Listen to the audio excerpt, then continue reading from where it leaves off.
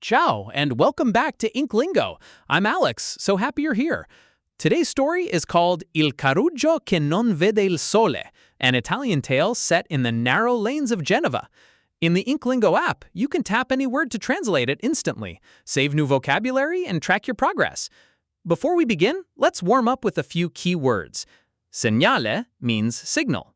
Vicolo means alley. Annusa means sniffs or smells.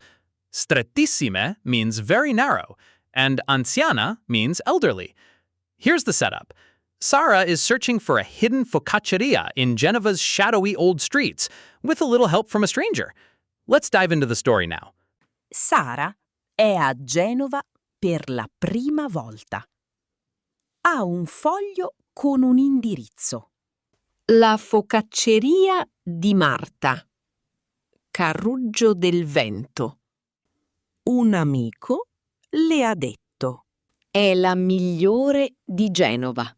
Sara cammina nel centro storico. Le strade, i caruggi, sono strettissime. Gli edifici sono alti e il sole non entra. È quasi buio. Sara guarda il telefono, ma il segnale è debole. Una donna anziana cammina vicino a lei. Cerca qualcosa, signorina? Chiede. Sì, cerco la focacceria di Marta. Risponde Sara. Segua me. Dice la donna. Camminano in un vicolo strettissimo. Sara vede solo una striscia di cielo. Sente quell'odore? Chiede la donna. Sara annusa l'aria. Pane caldo, olio e sale. Arrivano davanti a una porta piccola. Eccola! Dice la donna. Sara entra. Marta sorride e le dà una focaccia calda. È perfetta.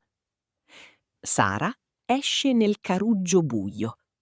Non c'è sole, ma lei è felice.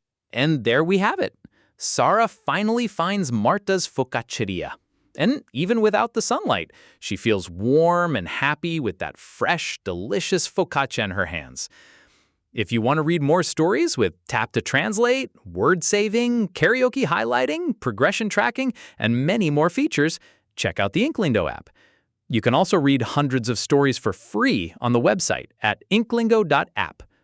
Grazie for listening, and I'll see you next time.